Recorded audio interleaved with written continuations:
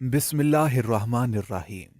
मैं जिस दुकान पर भी जाती थी, दुकानदार मुझे मुफ्त में चीजें पकड़ा देते थे। अक्सर मोहल्ले की औरतें भी मुझे साथ पकड़ कर ले जाती थीं और मेरी माँ उनसे पैसे लेकर मुझे उनके साथ भेज देती थी। मैं इस चीज से बहुत तंग आ चुकी थी। एक दिन मैंने दुकानदार से पूछा तो उसने मुझे एक पोटली पकड़ा दी और बोला कि इसमें तुम्हारा राज छुपा है, घर जाकर खोलना। घर आकर जूं ही वो पोटली मैंने खोली तो मेरे पैरों तले से जमीन निकल गई। मेरी आंख खुली तो मैंने खुद को अस्पताल के एक बिस्तर पर लेटे देखा। चारों जानिब दवाइयों की बोतलें थीं और सफेद लिबास में नर्सें तेजी से यहां वहां फिरती मुख्तलिफ मरीजों को देखती नजर आ रही थीं। यह अस्पताल का शायद जनरल वार्ड था, क्योंकि यहां लाइन से बहुत से बेड लगे हुए थे और इन पर लेटे मरीज कुछ सो रहे थे तो कुछ तकलीफ से कर्राह रहे थे। कुछ देर तक मैं ये सब नीम व आंखों से देखती रही और फिर हलक में पड़ने वाले कांटों ने प्यास का एहसास दिलाया तो मैंने बमुश्किल अपनी खुश्क जबान से पानी पानी की सदा लगाई, मगर ये आवाज मेरी पूरी कोशिश के बावजूद निहायत हल्की थी। मैं न जाने कब तक पानी पानी करती रही, मुझे कुछ भी पता न चला। अचानक किसी ने मुझे सहारा देकर उठाया और पानी का गिलास मेरे होंठों से लगा दिया। मैंने बेताबी से गिलास से पानी पीने की कोशिश की, जिसकी वजह से काफी पानी मेरे मुंह से निकलकर कपड़ों पर भी गिर गया।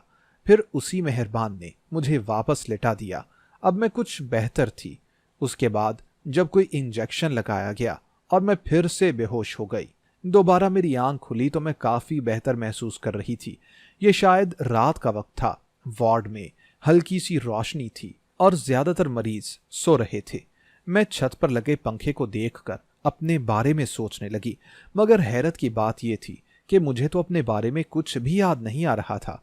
मैंने बहुत कोशिश की, मगर मेरा जहन तो बिल्कुल साफ सलेट की तरह पड़ा हुआ था। अब मेरे सर में भी दर्द होने लगा था और मेरे मुंह से बेख्तियार कर्राहें निकल रही थीं। कुछ देर के बाद एक नर्स मेरे पास आ गई तो मैंने उसे आवाज दी। उसने मुझे जागते हुए देखा तो मेरे पास आ गई। तब मैंने उससे पूछा कि मैं कौन हूं और यहां क्यों हूं। मेरा सवाल सुनकर वो मुझे हैरान नजरों से देखने लगी, जैसे मैंने ना जाने उससे क्या पूछ लिया हो। फिर वो मेरे किसी भी सवाल का जवाब दिए बगैर चली गई और मैं उन्हीं सवालों में उलझी ना जाने कब सो गई। सुबह मेरी आंख खुली तो एक औरत मेरे पास बैठी हुई थी। मुझे उठते देखकर उसने मुझे कहा, शुक्र है मेरी बेटी को होश आ गया। ये सुनकर मैंने उसे गौर से देखा, मगर मुझे उसको देखकर कोई पहचान न उभरी। उसने जब मुझे ऐसे अपने आप को देखते हुए पाया तो कहने लगी, बेटी क्या हुआ, ऐसे क्यों देख रही हो? मैं हूं तुम्हारी माँ। ये सुनकर मैं चुप हो गई और खुद को हालात के धारे पर छोड़ दिया, क्योंकि मुझे तो कुछ भी याद नहीं आ रहा था, न अपने बारे में ही कुछ पता था तो मैं किसी को क्या पहचानती। जब वो कह रही थी कि वो मेरी माँ है तो यकीन करने के सिवा कोई भी चारा ना था। उसने नर्स के साथ मिलकर मेरा मुंह हाथ धुलाया और एक थर्मस से सूप निकालकर चमचे से मुझे पिलाने लगी। मुझे ऐसा लगा कि जैसे कितने अरसे के बाद मेरे हलक से कुछ उतरा हो। सूप पीकर मुझे बड़ा सुकून मिला और मैं फिर से सो गई। कुछ दिन के बाद मेरे तमाम टेस्ट वगैरह किए गए, जो बिल्कुल ठीक आए और मुझे अस्पताल से फारिग कर दिया गया। मेरी माँ मुझे घर ले आई, मगर ना जाने क्यों मैं अभी किसी भी चीज को कबूल न कर पा रही थी। सब कुछ मुझे ऐसे लगता था कि जैसे अनजान हो, लोग भी अजनबी, पर मेरे पास और कोई जरिया भी ना था जिससे मैं अपने माजी के बारे में जान सकती। इसलिए जो जैसा था वैसा ही मुझे कबूल करना पड़ा था। उस घर में मुझे कोई भी परेशानी ना थी। मैं कुछ बेहतर हुई तो घर में चलने फिरने लगी, मगर मेरी एक टांग में बहुत तकलीफ रहती थी और मैं मुश्किल से चल पा रही थी। मेरी माँ हर रोज मुझे नाश्ता वगैरह देकर कहीं चली जाती और मैं घर में अकेली बैठी अपने बारे में ही सोचती रहती। एक दिन रात मेरी आंख खुली तो मुझे किसी की बातें करने की आवाज सुनाई थी। मैं बिस्तर से उतरकर खड़ी हुई और लड़खड़ाते हुए बाहर की समत बढ़ी, मगर इतनी देर में आवाज आना बंद हो चुकी थी। मैंने दरवाजा खोलकर अम्मा के कमरे में भी झांका, मगर वो तो आराम से सो रही थी। मैं अपने आप को ही समझाती वापस अपने कमरे में आ गई। मुझे लगा कि मेरा वहम होगा, क्योंकि घर में तो अम्मा के और मेरे अलावा और कोई भी ना था। मैं वापस लेट कर सो गई। सुबह मैंने अपनी माँ से भी कहा कि मुझे रात को किसी के बातें करने की आवाज आ रही थी। अम्मा ने हैरत से कहा कि ऐसा आखिर कैसे हो सकता है, तुमने नींद में कोई ख्वाब देख लिया होगा।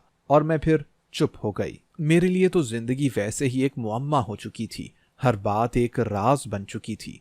मेरे इतने साल ही मेरे जहन से मिट गए थे। मैं बहुत परेशान रहती थी। माँ के पास भी ज्यादा वक्त ना होता था जो मैं उनसे बातें ही करती। अपने बचपन और जवानी के कितने ही हसीन पल थे जिनसे अब मैं महरूम हो चुकी थी। मेरी माँ शायद कोई जॉब करती थी, इसलिए घर में तो बस हम दो ही लोग थे और कमाने वाला कोई और ना था। मैंने एक दिन अम्मा से पूछा कि मेरे वालिद कहाँ हैं और कोई बहन भाई है तो कहाँ है। उस पर अम्मा ने बताया कि मेरे अब्बू का तो मेरे बचपन में ही इंतकाल हो गया था, इसी वजह से मेरा कोई बहन भाई भी नहीं है और माँ ने ही जॉब करके मुझे पाला है। ये सुनकर मैं चुप हो गई, मगर मुझे ना जाने क्यों उन सब की बातों पर मुकम्मल यकीन नहीं होता था। फिर यह भी सोचती कि किसी अनजान औरत को क्या पड़ी थी कि खुद को मेरी माँ बताए और मेरा इतना ख्याल रखे। मेरी टांग अब काफी हद तक बेहतर होती जा रही थी। मैंने माँ से ही सुना था कि मेरा एक्सीडेंट हो गया था, जिसमें मेरे सर और टांग पर चोट लगी और मैं काफी दिन बेहोश रही थी। इस दौरान मेरी चोट तो सही हो गई थी, मगर सर पर लगने वाली चोट की वजह से मेरी याददाश्त मुतासिर हुई थी और होश में आने के बाद मैं अपने माजी की हर बात भूल गई थी। अब मैं काफी बेहतर तरीके से चलने फिरने लगी थी और मैंने काफी हद तक इन हालात को कबूल कर लिया था। एक दिन जब माँ गई हुई थी तो मैंने सोचा कि बाहर निकलकर थोड़ी सी चहलकदमी कर लूं। ये सोचकर मैं घर से बाहर निकल आई। अब मैंने पहली बार आसपास देखा तो मुझे इल्म हुआ कि ये एक बारौनक इलाका है। आसपास बहुत सी दुकानें बनी हुई थी, यहाँ जरूरत की हर चीज दस्तयाब थी। मैं कुछ देर चहलकदमी करके दोबारा से घर में आ गई। रात में फिर से मेरी आंख खुली तो मुझे लगा कि जैसे कोई बातें कर रहा हो। मैंने पहले पहल तो यही समझा कि मुझे पहले की तरह वहम हो गया है, मगर गौर करने पर वाज़ेह आवाज सुनाई दे रही थी। मैं तजस्सुस के हाथों मजबूर होकर उठी और कमरे के दरवाजे पर पहुंचकर दरवाजा खोलने की कोशिश की तो अचानक मुझे एक झटका सा लगा, क्योंकि दरवाजा बाहर से बंद था। इससे पहले तो कभी ऐसा ना हुआ था कि दरवाजा बाहर से बंद हो, मगर आज क्यों? मैं खामोशी से वापस आकर अपने बिस्तर पर बैठ गई। मेरे दिल में तरह तरह के वसवसे आ रहे थे। बाकी की पूरी रात मैंने इन ही सोचों में गुजार दी। सुबह ना जाने किस वक्त मेरी आंख लग गई। जब मैं सोकर उठी तो अच्छा खासा वक्त बीत चुका था। मैंने जल्दी से उठकर देखा तो दरवाजा खुला हुआ था। किचन में मेरे लिए नाश्ता भी बना रखा था। मैंने बेदिली से नाश्ता किया और फिर कुछ देर के बाद घर से बाहर निकल गई। चलते चलते मैं आज काफी दूर निकल आई थी। एक जगह मुझे एक अजीब सी औरत नजर आई। वो हैरान कुन नजरों से मुझे घूर घूर कर देख रही थी। मुझे उसके इस तरह से देखने से अब उलझन सी होने लगी थी। मैं तेजी से वहां से पलटी और वापस घर की तरफ चल दी। मेरी जिंदगी में तो हर बात ही अनहोनी और नई हो रही थी। ये भी क्या दुख था कि मुझे इल्म ही नहीं हो रहा था कि मैंने अपनी जिंदगी के 18-19 साल कैसे गुजारे हैं। मेरी माँ जब वापस आई तो वो कुछ परेशान लग रही थी, जबकि आज से पहले मैंने उसे कभी इस तरह से परेशान ना देखा था। वो एक निहायत बावकार और तहम्मुल वाली औरत नजर आती थी। रात को वो मेरे कमरे में चली आई और मुझसे कहने लगी कि उसे बहुत अफसोस है कि मेरे साथ वो ज्यादा वक्त नहीं गुजार पाती और उसे अंदाजा है कि मैं घर में अकेली बोर हो जाती हूँगी। मैंने उनसे कहा कि हाँ ये तो है, मैं चाहती हूँ कि कुछ करूँ। फिर मैंने पूछा कि अम्मा मेरी कोई सहेलियां वगैरह नहीं है क्या? मेरी माँ ने कहा कि हम इस शहर में अभी नए ही आए हैं और आते ही ये हादसा हो गया। इसी वजह से अभी यहाँ मेरी कोई दोस्त बन नहीं सकी थी, न किसी से मेरी शनासाई हो सकी थी। ये बात सुनकर मैं खामोश हो गई। फिर वो जब मुझसे कहने लगी कि मैं बाहर गई थी, मैंने कहा कि हाँ, मैं 2 बार बाहर चहलकदमी के लिए जा चुकी हूँ। ये सुनकर वो मजीद परेशान नजर आने लगी। फिर मुझे आराम करने का कहकर अपने कमरे में चली गईं। मैंने दूध का गिलास उठाया और घूंट घूंट पीने लगी। जब से मैं अस्पताल से आई थी तो मेरी माँ मुझे पाबंदी से दूध जरूर देती थी। इस दूध का जायका थोड़ा अजीब सा महसूस होता था। मेरे एक बार पूछने पर अम्मा ने बताया कि इसमें ताकत का सिरप डाल कर देती हूँ ताकि मैं जल्द अज जल्द ठीक हो सकूं। अब मुझे अक्सर ख्वाब में कुछ मनाजिर नजर आते थे, कभी वाज़ेह तो कभी धुंधले। मेरी रातें सख्त बेचैनी में गुजर रही थीं। नींद तो आ जाती मगर बहुत ही तकलीफ दे होती।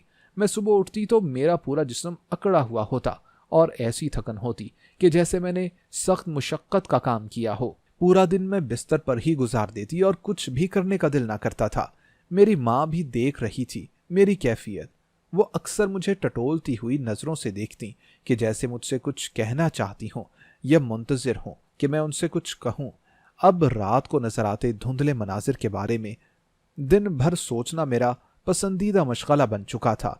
मैं अब इस सब से परेशान नहीं हो रही थी, बल्कि अब मैं चाहती थी कि ये जो कुछ भी है मुझ पर वाजे हो जाए।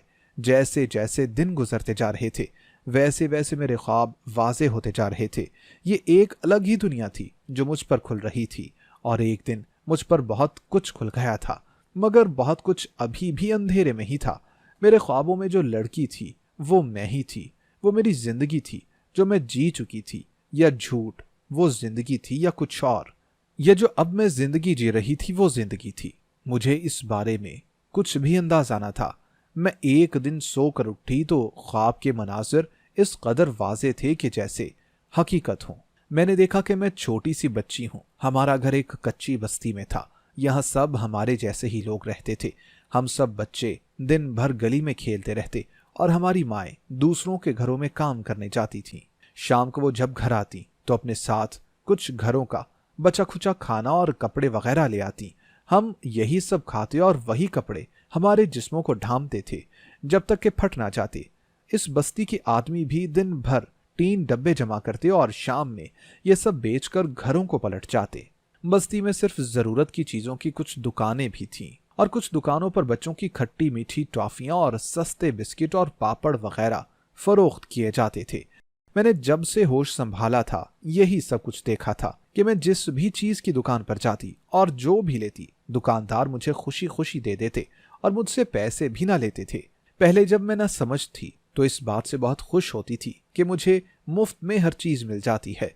इसके साथ साथ एक और भी अजीब बात थी कि मोहल्ले की अक्सर औरतें मेरी माँ के पास आकर उसे कुछ पैसे देती तो मेरी माँ उन पैसों को लेकर मुझे उनके साथ भेज देती। पता नहीं क्यों यह सब होता था, जिसकी पहले मुझे समझ नहीं थी। मुझे बुरा भी बहुत लगता कि मेरी माँ मेरा बिल्कुल ख्याल नहीं रखती थी, जबकि बस्ती के दूसरे बच्चों की माएं जब काम से आती तो अपने बच्चों को प्यार करती, उन्हें नहला धुलाकर साफ सुथरा करती, कंघा करती। पर मेरी माँ ने कभी मेरे साथ ऐसा कोई लाड ना किया था, बल्कि मैं दिन भर धूप और मिट्टी में कीचड़ में लथपथ होती तो भी अगर उस वक्त बस्ती की कोई औरत आकर मेरी माँ को पैसे देती तो माँ कुछ भी सोचे बिना मुझे उसके साथ भेज देती थी। बचपन में तो मुझे ये सब बहुत अच्छा लगता था, मगर जैसे जैसे मैं बड़ी होती जा रही थी मुझे ये सब बुरा लगने लगा था। मैं अब नहीं चाहती थी कि किसी से मुफ्त में कुछ भी लूं, मगर दुकानदार मुझे जबरदस्ती कुछ न कुछ मुफ्त में हाथ में थमा दिया करते थे। मैंने कई बार अम्मा से कहा कि ये सब मुझे मुफ्त में चीजें क्यों देते हैं, तो मुझे पैसे दिया करो ताकि मैं भी दूसरे बच्चों की तरह पैसे देकर सामान लूं। उस पर मेरी माँ ने मुझे खूब मारा और मेरा मजाक उड़ाने लगी कि मैं किसी अमीर की औलाद नहीं हूं और वो मेरे अंदर से ये गरूर निकाल कर दम लेगी। मुझे तो कुछ भी समझ नहीं आया कि मैंने ऐसा क्या कह दिया था जो मेरी माँ मुझ पर इतना गुस्सा कर रही थी। वैसे तो कभी उसने मुझे प्यार भी ना किया था, मगर अब जब से मैंने कद काठ निकाल लिया था मुझे मारती नहीं थी। पर उस दिन मेरे ये बात कहने पर मुझे खूब ही मारा और मैं कई दिन तक कमरे में पड़ी अपनी चोटें सहलाती रही। अब मैंने खुद ही दुकानदारों को मना करना शुरू कर दिया कि मुझे मुफ्त में चीजें नहीं चाहिए, मगर फिर भी वो मुझे कुछ ना कुछ पकड़ा देते थे। हमारे घर के पास ही एक दुकानदार था कि जिसे मैं अपने बचपन से ही वहां देख रही थी। एक दिन मैंने उससे कहा कि चाचा, ये तो मुझे मुफ्त में सामान क्यों दे देते हो, जबकि वैसे तो तुम्हें 1-1 रुपए के लिए इतना लड़ते हो। ये सुनकर वो हंसने लगा और कहने लगा कि ये तो एक राज है। मैंने कहा कि मुझे बताओ कि वो क्या राज है, इस सब की वजह क्या है। उस पर उसने इतना कहा कि हाँ, अब तुम इतनी बड़ी हो चुकी हो कि तुम्हें ये बात बता दी जाए। मैं ये सुनकर सख्त बेकरार हो गई और मैंने चाचा से कहा कि मुझे अभी ये बात बता दो, पर उसने कहा कि वो जल्द बता देगा। अब मैं बेचैन हो चुकी थी कि किसी तरह जल्द से जल्द मुझे ये बात पता चल जाए। उस रात को मेरी माँ ने मुझे फिर से बस्ती की एक औरत के साथ भेज दिया था।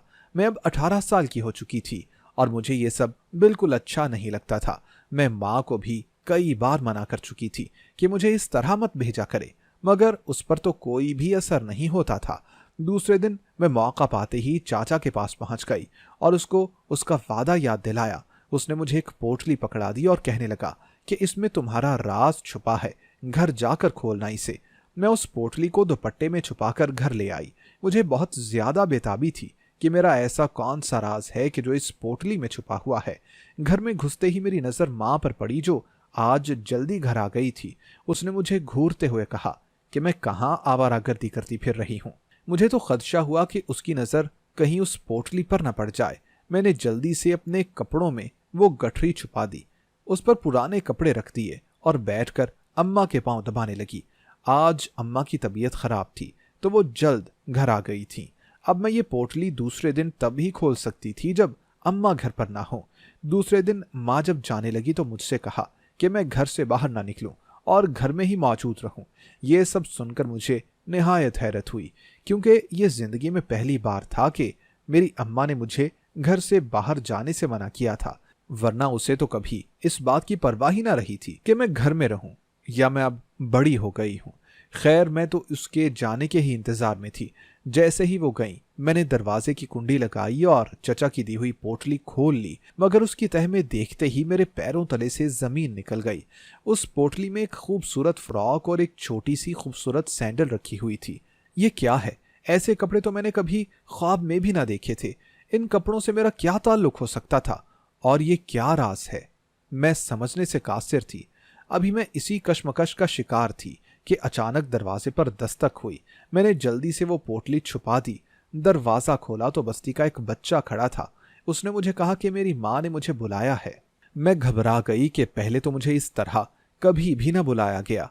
आज आखिर क्या हो गया है? मैं जल्दी से उस बच्चे के साथ बाहर निकल गई। उसने आगे जाकर कहा कि मैं वहां उस रोड के पार चली जाऊं, और खुद वापस चला गया। मैंने जल्दी से आगे बढ़कर रोड क्रॉस करने की कोशिश की कि अचानक मुझे अपनी माँ की आवाज पीछे से सुनाई दी। मैंने मुड़कर देखा। उस वक्त मैं रोड के दरमियान में थी। अचानक से एक तेज रफ्तार गाड़ी ने मुझे जोर से उछाल दिया। उसके बाद मेरी याददाश्त चली गई और मैं यहाँ आ गई। ये सब कड़ियां एक से एक जुड़ चुकी थीं, मगर बहुत सारे सवालात अभी भी मौजूद थे जिनके जवाबात मेरे लिए जानना बहुत जरूरी था। मगर ये जवाब मुझे आखिर कौन देगा, ये इल्म मुझे ना था। उस दिन रात मैंने उस औरत से जो मेरी माँ बनी हुई थी ये कहा कि मुझे उससे कुछ बातें करनी है। वो रात मेरे कमरे में आ गई और कहने लगी कि बोलो, क्या कहना चाहती हो तुम? मैंने उससे कहा कि मुझे सब याद आ गया है कि मैं कौन हूं और ये कि वो मेरी माँ नहीं है। ये सुनकर उसकी आंखों में आंसू आ गए और वो जोर जोर से रोने लगी।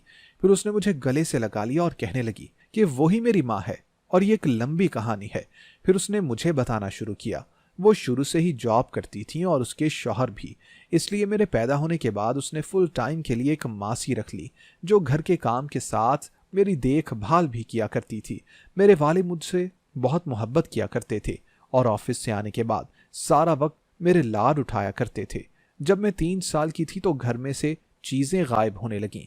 इस बात पर मेरी माँ को तशवीश हुई, क्योंकि घर में मासी के अलावा तो कोई और मौजूद ना होता था। उसे भी काम करते 2-3 साल हो चुके थे।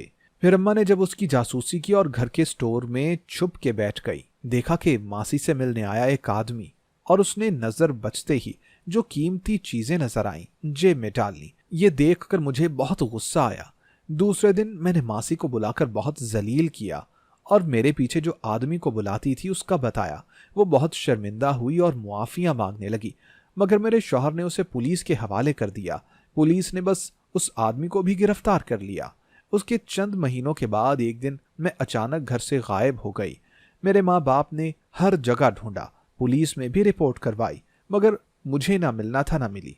इसी गम में मेरे अब्बू का इंतकाल हो गया, मगर माँ मुझे ढूंढती ही रही। फिर इतने साल बाद उसे पता चला कि वो मासी जिसे सजा करवाई थी वो किसी दूसरे शहर की बस्ती में नजर आई है। मेरी अम्मा ने उसका पीछा किया और पता चला कि मैं उसके पास हूँ। उस दिन मेरी उसी माँ ने मुझे हकीकत बताने के लिए बुलाया था, जिसका मेरी उस माँ को पता चल गया और वो मुझे रोकने के लिए आवाज दे रही थी।